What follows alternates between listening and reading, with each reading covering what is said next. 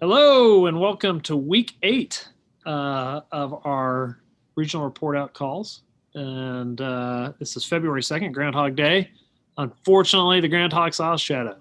So 6 more weeks of winter. But from here on out, we've got pretty good news for you. So that's not bad when the groundhog is the bad news. I'm going to start by letting you know because trends and numbers have been getting better, state leadership's agreed to move this to an every other week format. We've been doing it every week up to this point. So our next call will be February 16th, same time on a Tuesday at 4 o'clock for the Southwest region here. And then again on March 2nd, I really highly encourage folks to go to covid.ks.gov/report-outs, sign up with your email address at the Southwest region, and then you'll just automatically show up in your inbox the report out. We're keeping them a little shorter. And again, wanting to make sure you know what's going on with the healthcare system in your region, the case counts, and the vaccine rollout. And we want to get that information to you. So go to covid.ks.gov/report-outs, and you can sign up with your email address to get the call on February 16th, the next one that we do. So let's go look at the numbers here, and I'll pull up our dashboard that the Kansas Hospital Association so generously puts together for us.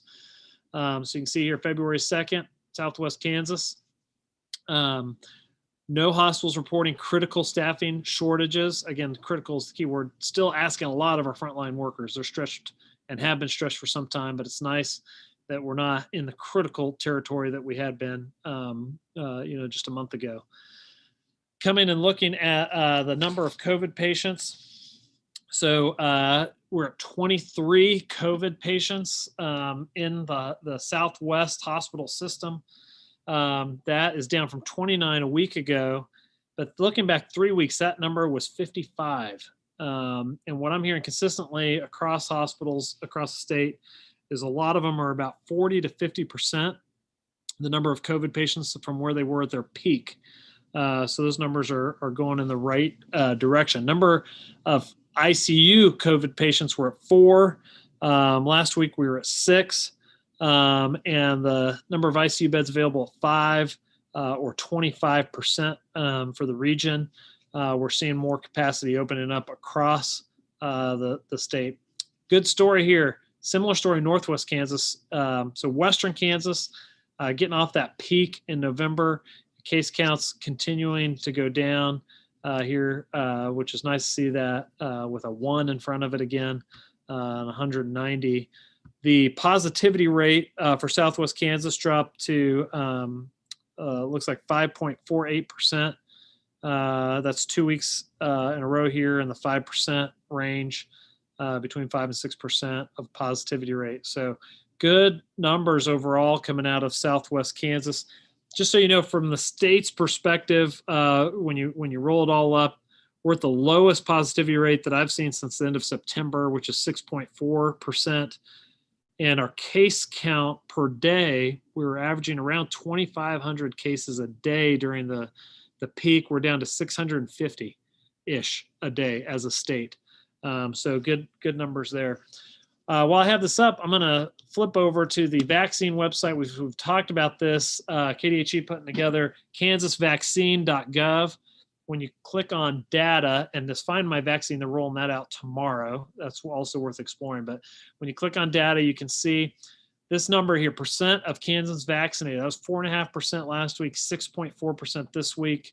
That's good. We're making progress. And what I really want to drill home today for people, the issues around vaccine are mainly supply side issues. We have 800,000 people in the state that qualify inside of phase 2. We're getting somewhere around 50,000 doses a week right now. That may go up to 60-ish, but that's still a long time to get through 800,000 people. And you got to remember, they need 2 shots with the current vaccines that are out there. So patience is the key. Being in touch with how your county health department is going through phase 2, how they're prioritizing inside of it. A lot are doing it based on age, and really want to point that out. Other thing I'd point out here is they've added the federal LTC program. That's long-term care. And that is the federal government contracting with CVS and Walgreens to get into long-term care facilities to vaccinate that vulnerable population there. What I'm hearing from the Secretary of Health is that we are through 3/4 of that patient group, hoping to be through all of them by the end of the second week of February. So good progress being made there as well. But that has been added in also. So you can see first and second doses, the breakdown of who's getting vaccinated, first and second shots by day as it's rolling out. You can see how it kind of comes into the state. They get it out. The goal as it comes in is to have it out in less than a week into arms. A lot of places are averaging 2 to 3 days from the time they get it to the time that it's all in arms. Some places same day. Again, you want to pay attention here. They've added by county how much is coming in. A lot of rural counties getting about 100 a day. Finney County here, so it's going largely based on population. 600 doses a day, and I think Ford County 500 a day. So this is a good place to go look and just see, how it's coming in to your region and into your county by day. So a good website for that. All right, so those are the numbers and the trends, but let's pass it over to the people that are on the ground and hear from them. So I'm going to pass it to Jeanette first from public health perspective. If Jeanette can let us know what she's seeing and how she's approaching it. Thank you, John. So for the Southwest region, I did reach out to my regional partners, and sounds like most everybody is, receiving about 100 doses a week.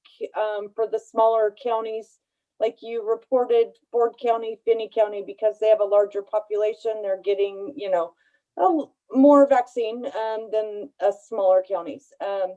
Everybody is still, really working hard to get those phase 2 people vaccinated. So that's, those 65 years of age and older.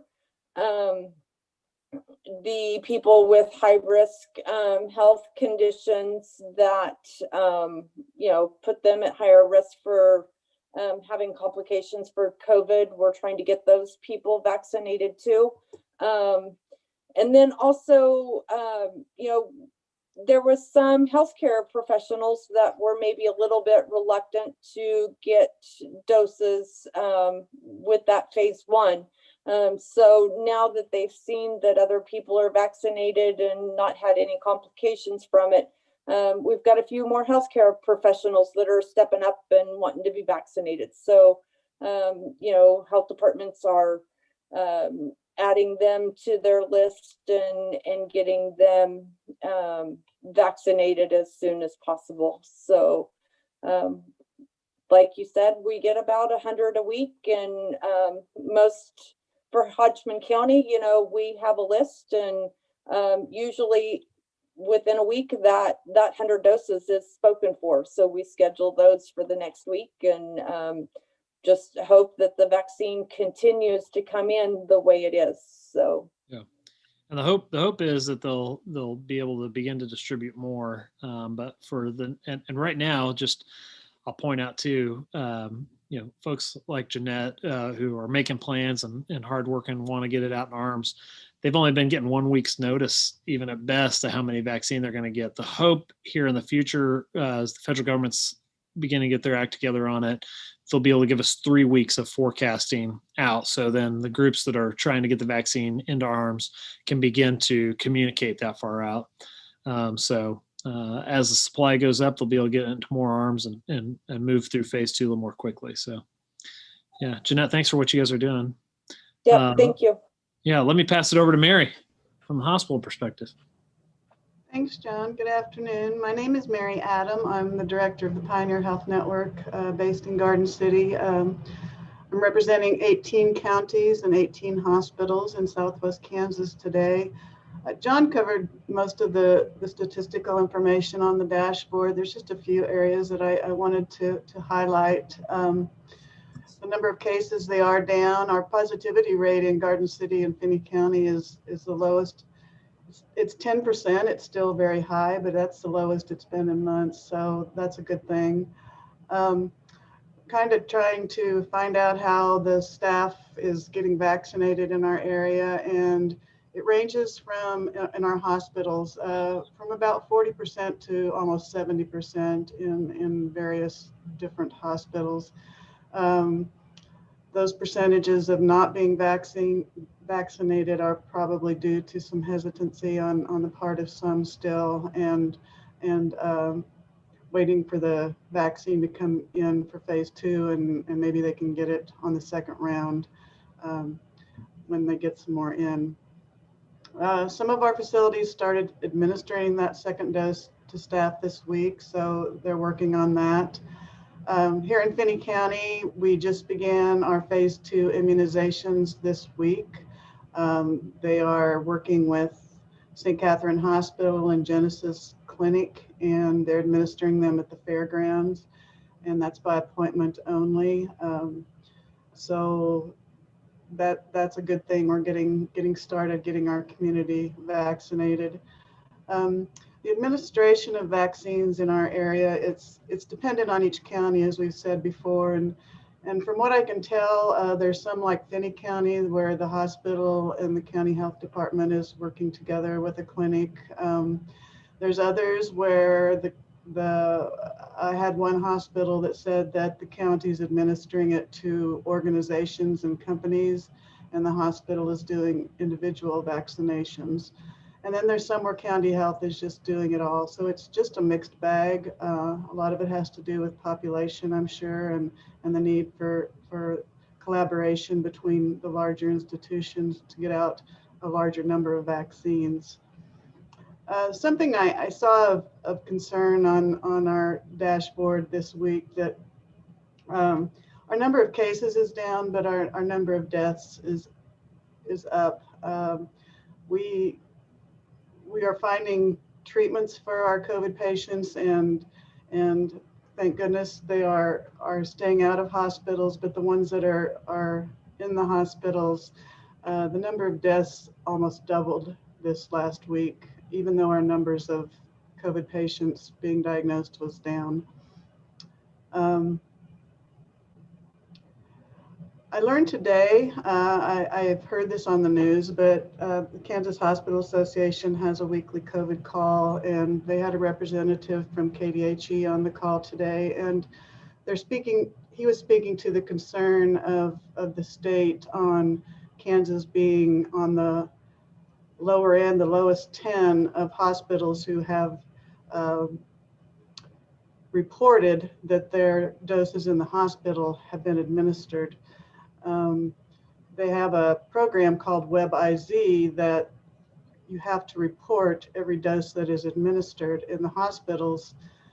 They do this, but it seems like there are some of our electronic medical record systems in our rural hospitals where the information that they are inputting into the system is not transferring over to WebIZ, unbeknownst to the hospital, but it's a concern. It's a definite concern, because what he said was, when the feds look at these numbers, it looks like we have doses of vaccines sitting on shelves in Kansas where we know we don't.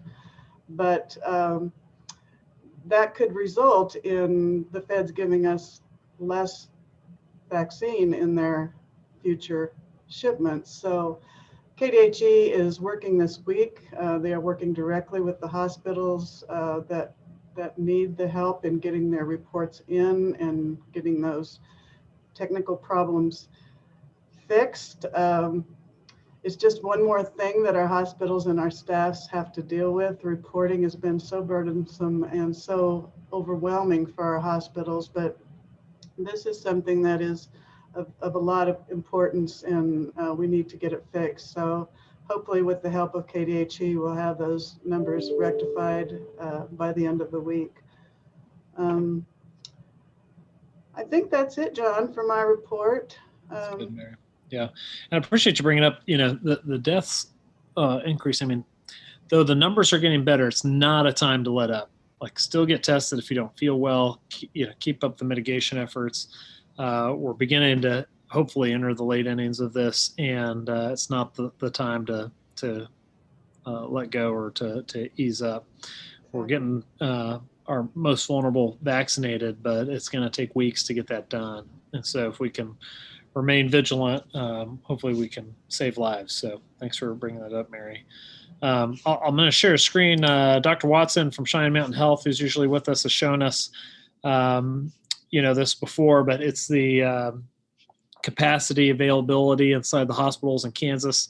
You can see a lot more yellow and green on a sheet that used to be red, where people had no capacity. And so this is good, just to continue to show as the cases ease, we're beginning to create a little capacity, some breathing room inside the hospital. Transfer times are also down. It was taking a COVID patient 4 hours to find hospital beds, now taking an hour and a half. Non-COVID's about an hour. So again, continue to see things get a little better there as well. So anything either of you'd like to bring up before I kind of move into the wrap up of this call? Mary, Jeanette? Well, let me tell you both, thank you. You've both been so faithful to these calls and getting information and having it available for us. Grateful to you both. Again, we'll be back in 2 weeks, February 16th. But let's come here to a bright spot, if you will. This is from Northeast Kansas, but something I think we can all relate to. So they were vaccinating a VA hospital there in Topeka, and they were asking the veterans to sign a wall to talk about their whys. Why did they choose to get vaccinated? And this is a lot of people that were born during World War II, before World War II, have served our country, and it was really touching for everybody who was there. Here are some reasons. For me, my family, the veterans that we serve, because COVID stinks. I think we can all agree on that. For my 91-year-old father, to keep him safe. Marines lead the way. You can see just all kinds of great stuff on here as we think about those. And that's what's, encouraging about the first part of this vaccination rollout. We're really getting it out to vulnerable people who have served our country. I just really thought that was a great story. Also, not everybody in Southwest Kansas is a Chiefs fan, though most of them are. We got the Chiefs coming up with a repeat Super Bowl. It's just neat that the NFL is dedicating, there's limited capacity, only 25% capacity, or 25,000 fans in there. And 7,500 of them are going to be vaccinated frontline workers. And there's several from Kansas that have been included in that. I was reading about a nurse from Hayes that had been picked. And her name is Kelsey. And she just never been on a plane, never been to a beach. She's going to do all that and see the Chiefs in the Super Bowl at the same time. But I just love the spirit of these frontline workers. She said, it's been hard for me to accept the ticket because I know there are so many people and nurses and healthcare providers that have put in so much work. And so she said it's hard to feel deserving of this.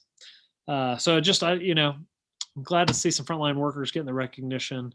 Glad to see the NFL doing something. I mean, those lower bowl tickets in the Super Bowl are going for $30,000 a piece in some places, and they're giving these to people who've been out there who really are heroes. So appreciate you all for doing what you do. Please go to our website, which is covid.ks.gov/report-out. Sign up for the Southwest region. You'll get these. And we'll try and keep you up to speed with what's going on with the virus, what's going on with the vaccine. Appreciate Mary, Jeanette, thanks for being here, and hope everybody has a great week. Thanks, John. Go